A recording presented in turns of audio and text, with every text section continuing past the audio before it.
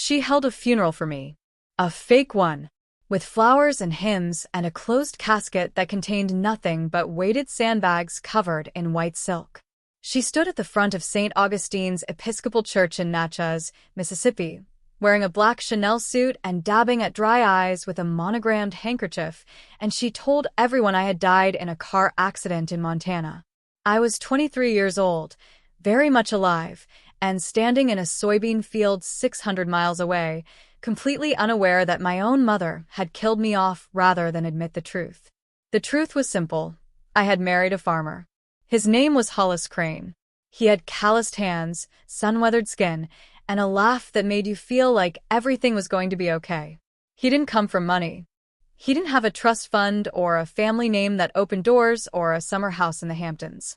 What he had was 340 acres of farmland in the Missouri Bootheel, a small herd of cattle, and the kind of quiet integrity that my mother's world had never valued and would never understand.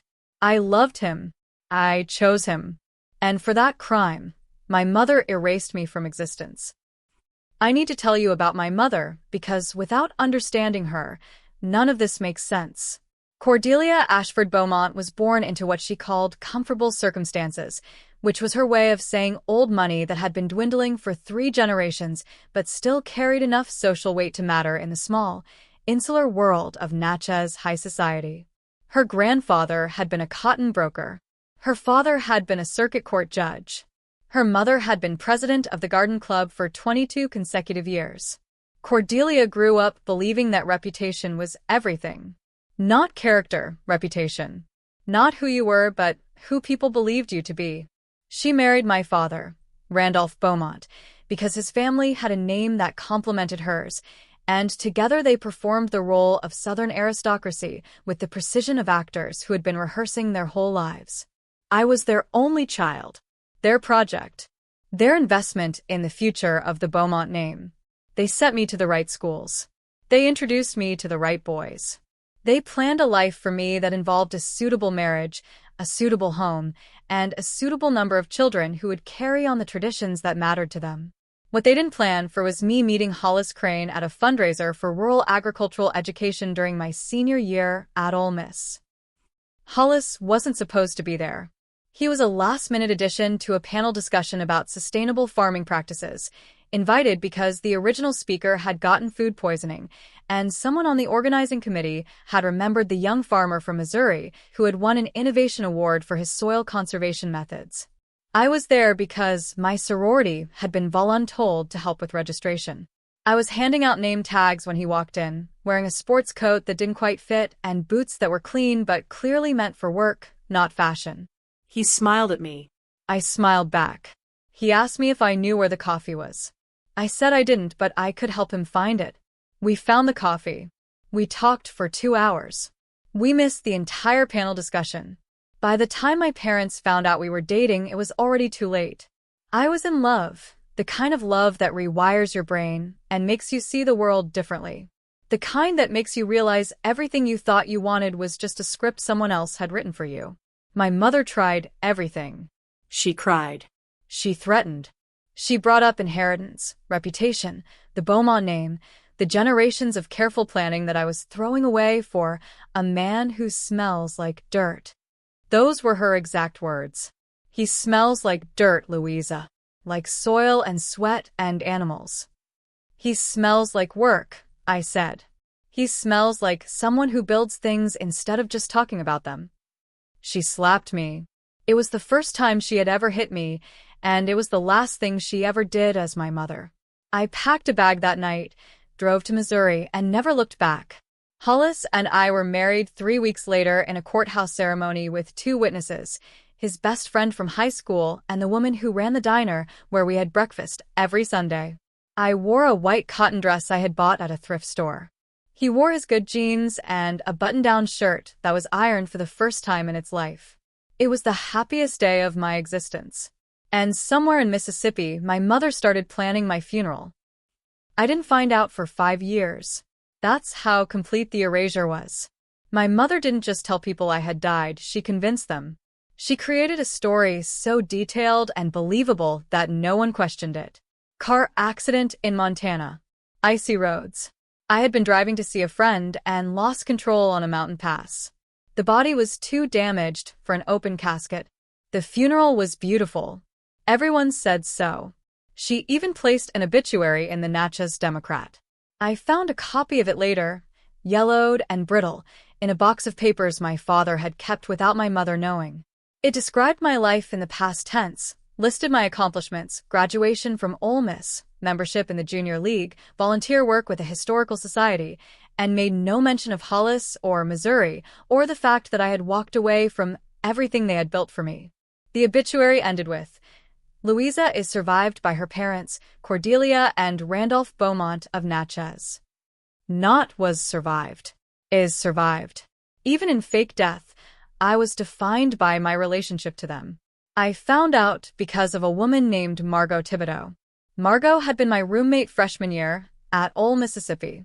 We had stayed in touch sporadically after graduation, the occasional Christmas card, a phone call on birthdays, but life had taken us in different directions. She had moved to Chicago for a marketing job. I had moved to Missouri for a man who planted soybeans. Then, 5 years after my death, Margot's company sent her to a conference in St. Louis. She decided to visit me on her way back, looked at my address, and drove 3 hours to surprise me. I was in the garden when she pulled up. Hollis was in the barn. Our son, Thomas, was napping in his crib inside the house. I heard a car door slam and looked up to see a woman I barely recognized walking toward me with an expression I couldn't read.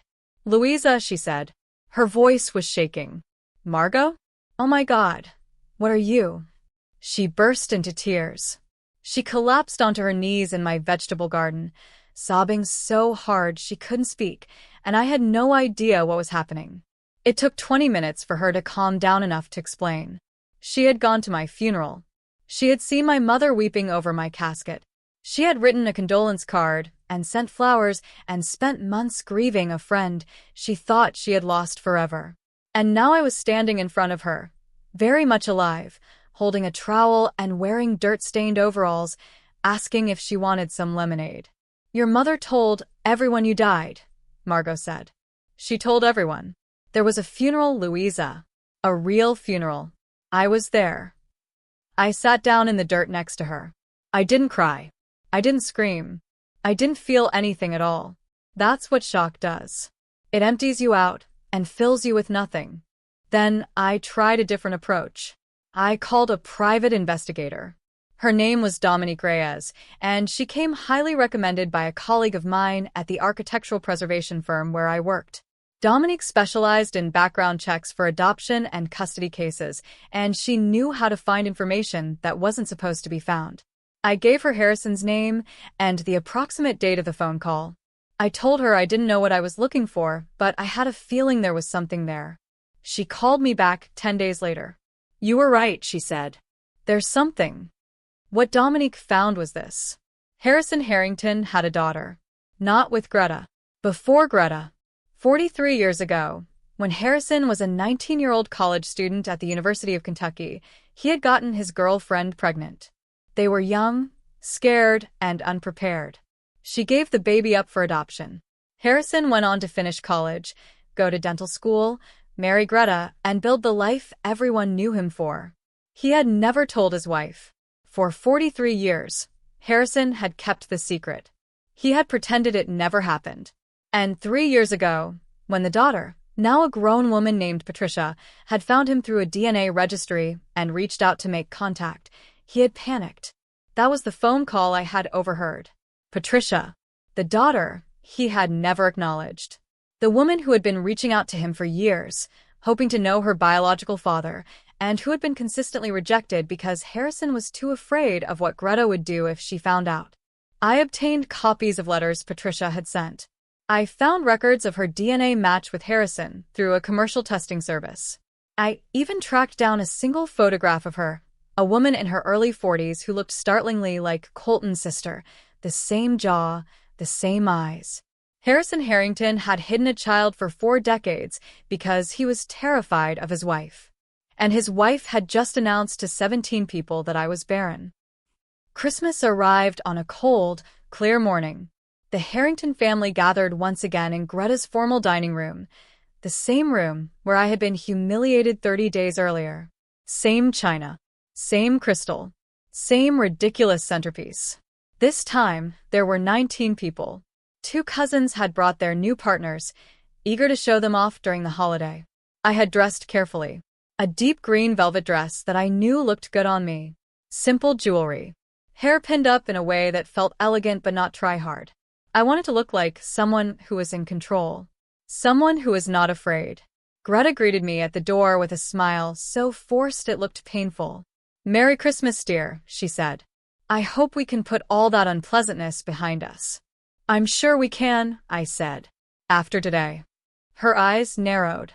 But before she could respond, Colton appeared behind her, taking my coat, guiding me into the warmth of the house. Dinner proceeded normally. Or as normally as anything could be, with the tension between Greta and me filling the room like an invisible fog. She was on her best behavior. Pleasant. Gracious. The perfect hostess. I watched her work the room, complimenting dishes, refilling glasses, making sure everyone felt attended to. She was performing, I realized, trying to demonstrate that whatever I had planned, she would emerge unscathed because she was beloved. Untouchable. The matriarch. I waited until dessert. The pumpkin pie had been served. The coffee was being poured. The conversation had reached that drowsy, satisfied stage where people were too full to argue and too comfortable to leave. I stood up. I picked up my wine glass. I tapped it gently with my fork. The room fell silent. Greta's face went pale. "I'd like to make a toast," I said, "since we're sharing things at holiday dinners now." 19 pairs of eyes fixed on me. I could feel Colton beside me, tense as a bowstring, waiting for whatever was about to happen. Greta spoke first. "I really don't think this is the time." "It's exactly the time," I said. "You set the precedent last month. You taught me that family gatherings are the perfect venue for revelations. So, I thought I'd participate in the tradition." I reached into the bag I had brought with me, the bag Greta had assumed contained presents, and pulled out a large manila envelope. Harrison's fork clattered against his plate. He knew. I could see it in his eyes. He had no idea what I had found, but he knew something was coming, and he knew it involved him. "For 43 years," I said, "secrets have been kept in this family. Big secrets. The kind that change everything when they come out." I looked at Greta.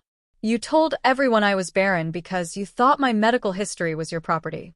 You thought my pain was something you had a right to share. So, let me show you what real secrets look like." I opened the envelope. "Harrison," I said, "would you like to tell the family about Patricia? Or should I?" The silence that followed was different from Thanksgiving. This silence wasn't shock. It was horror. Harrison's face had gone gray. His hands were shaking visibly. Beside him, Greta looked confused, and then, as the implications began to dawn, furious. "Who is Patricia?" she demanded. I pulled out the photograph, the woman with Colton's jawline and Harrison's eyes, and set it on the table. Patricia Hayes. Born April 7, 1981, to a young woman named Carla Jennings and her boyfriend, Harrison Harrington. Given up for adoption. Found her biological father through DNA testing 3 years ago. Has been trying to make contact ever since. I pulled out the letters. These are the letters she sent. 12 of them. Each one asking for a chance to know her father. Each one ignored. I pulled out the DNA results. This is the match confirmation from the Ancestry Service. 99.9% probability of parent-child relationship. Greta snatched the photograph from the table. "Harrison," she said. Her voice was low, dangerous. "What is this?" Harrison opened his mouth. Closed it. Opened it again. "I was 19, he finally whispered. "It was before we met. I didn't know how to tell you." "You didn't know how to tell me that you had a child?" I gave her up. We both did. I thought it was over. I thought no one would ever find out. Greta's face was mottled red and white. The photograph shook in her hands. 43 years, she said. 43 years of marriage, and you've been hiding a daughter from me." "I was scared," Harrison said. "I was scared of what you would do. What I would do. You would never have married me. You told me when we were dating you said you wanted to be first. You said you would never be with someone who had a past." The room was absolutely still. No one moved. No one breathed. Greta turned to look at me. "You did this," she said. "You dug this up to humiliate me."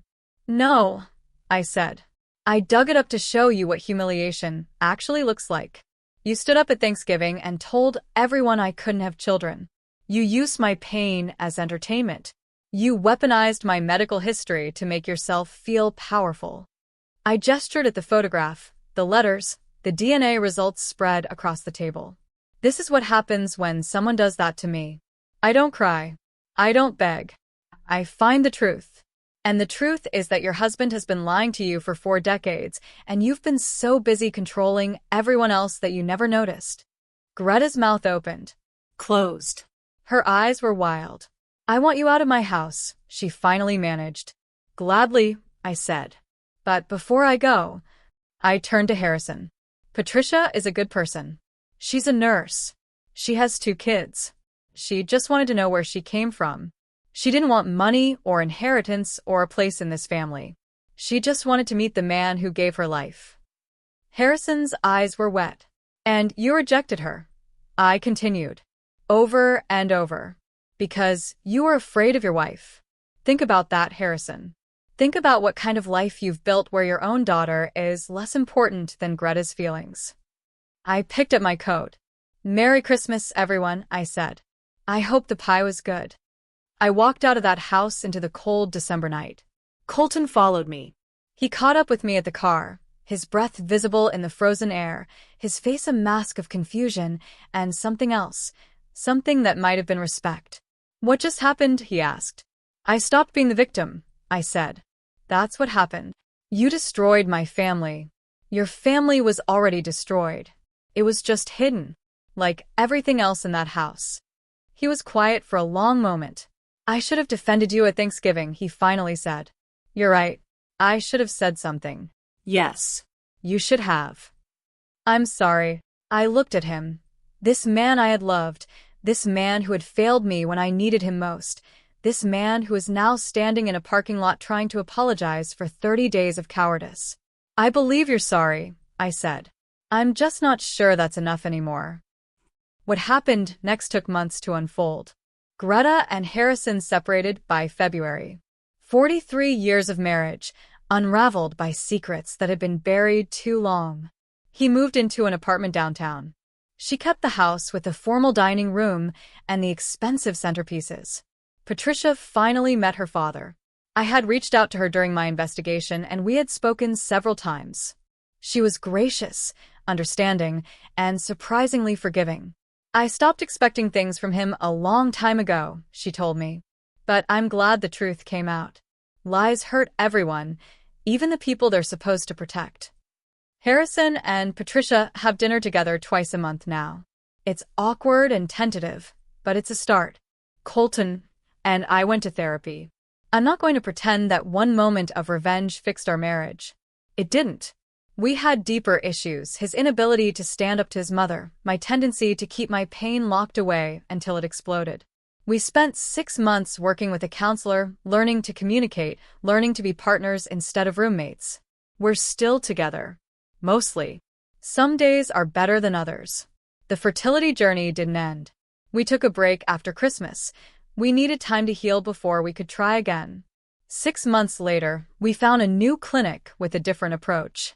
A doctor who listened instead of lecturing. A protocol that was gentler, more personalized. I got pregnant the following spring.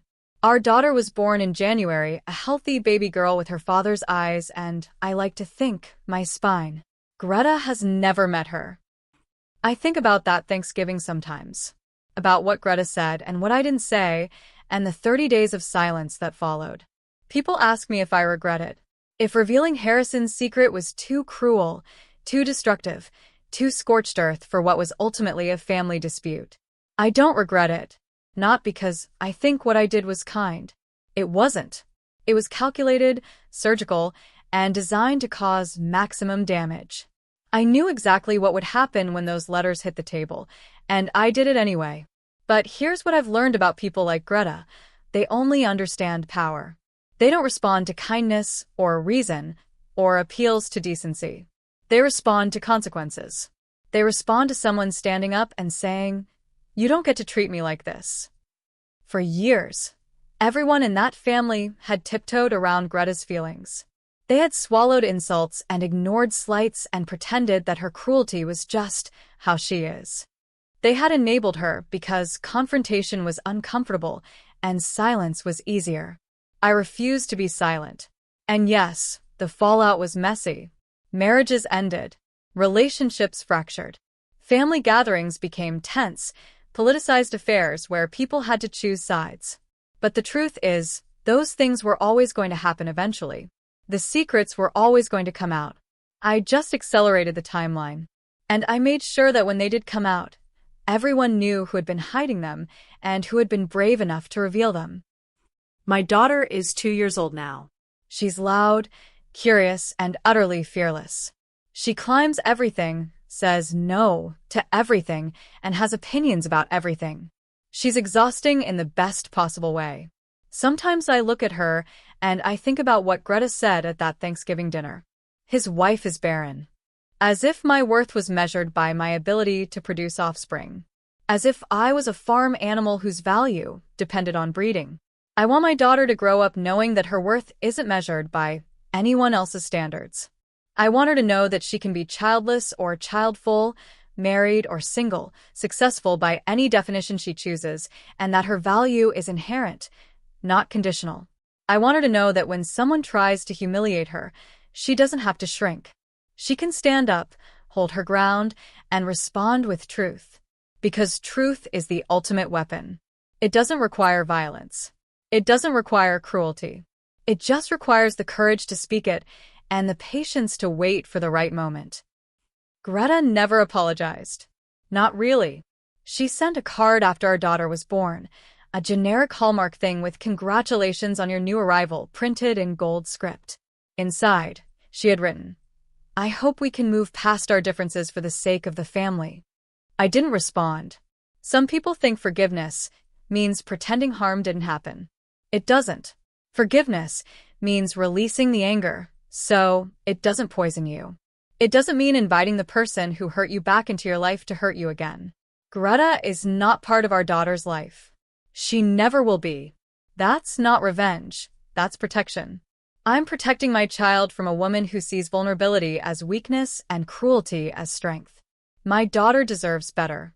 We all do. Harrison came to our daughter's second birthday party. He showed up with Patricia, his other daughter, the one he had hidden for 4 decades, and her 2 teenage kids. It was the first time our families had been in the same room together, and I won't pretend it wasn't awkward. But it was also something else. Something that felt like healing. Patricia and I sat on the back porch while the kids played in the yard. She was quiet, thoughtful, nothing like the dramatic figure I had imagined when I first learned about her. "Thank you," she said suddenly. "For what?" "For doing what you did. At Christmas. I know it wasn't about me. I know you were responding to something your mother-in-law did. But still, if you hadn't done it, my father might have died without ever acknowledging me. Now, we have a relationship. It's weird and complicated, but it's real." I didn't know what to say. "I'm sorry it took something ugly to get there. I finally managed." "Life is like that sometimes," Patricia said. "Beautiful things come from ugly places. Flowers grow from compost. That doesn't make the compost less gross, but it does make the flowers worth it." I laughed. It was the first time I had laughed about any of this. "Flowers from compost," I repeated. "I like that." "My therapist said it," Patricia admitted. "She's very good. I can give you her number." Colton and I renewed our vows last summer. It was small, just the 2 of us, our daughter, and a handful of close friends. We stood in the backyard of our house in Lexington, the same house we had bought 5 years earlier when we thought life would be simpler than it turned out to be. He wrote his own vows this time. The first time around, we had used traditional language, Standard promises that meant everything and nothing. This time, he stood in front of me and said, "I failed you when it mattered most. I let my mother hurt you because I was afraid of hurting her. I chose silence when I should have chosen you. I won't do that again. Not because you scared me into compliance at Christmas, although you did, and I deserved it, but because I finally understand what partnership means. It means standing between you and anything that threatens to harm you. It means being your voice when you lose yours. It means choosing you every time, even when the choice is hard." I cried. I'm not proud of it, but I did. And I realized something I hadn't understood before. Some things have to break before they can be rebuilt correctly. Our marriage had been built on a weak foundation, on his avoidance and my silence, and our mutual tendency to pretend problems would solve themselves. What we have now is different. It's honest. It's loud. We argue more than we used to, but we also resolve things instead of letting them fester. It's better. Not perfect, but better. Someone asked me recently what I would have done differently. I thought about it for a long time. Part of me wishes I had confronted Greta directly after Thanksgiving, pulled her aside, told her exactly what she had done wrong, and demanded an apology. That would have been the mature thing to do. The high-road thing. But I know, deep in my bones, that it wouldn't have worked. Greta doesn't respond to private confrontation. She responds to public humiliation. She built her entire identity around her image, her reputation, her position as the perfect matriarch of the perfect family. The only way to reach her was to threaten that image. So I did. And yes, it was petty. Yes, it was dramatic. Yes, it caused collateral damage that I'm still dealing with years later. But it also worked. Greta has never publicly humiliated anyone at a family gathering since that Christmas. She's still difficult. She'll always be difficult. But there's a wariness in her eyes now when she looks at me. A recognition that I am not someone who can be pushed without consequences. That wariness has made every family interaction since then just a little bit more bearable. I'll leave you with this. Some people believe that revenge is wrong. That we should turn the other cheek, forgive our enemies, and respond to cruelty with kindness. I don't disagree with that entirely. Kindness is important. Forgiveness, real forgiveness, the kind that heals, is important. But there's a difference between forgiving someone who is sorry and allowing someone who isn't sorry to keep hurting you. Greta wasn't sorry. She was never going to be sorry. And as long as I stayed silent, she was going to keep treating me like a second-class member of the family, like an interloper who had stolen her son and failed to produce an heir. So I stopped staying silent. I stood up. I spoke the truth. I showed her what happened when someone pushed back. And I taught my daughter, before she could even understand the words, that her mother is not someone who shrinks. If someone humiliated you publicly over your most private pain, would you forgive them? Would you fight back? Or would you do what I did? Wait, plan, and choose your moment? Tell me in the comments. And if you want more stories where the truth becomes the ultimate weapon, hit subscribe. I'll see you in the next one.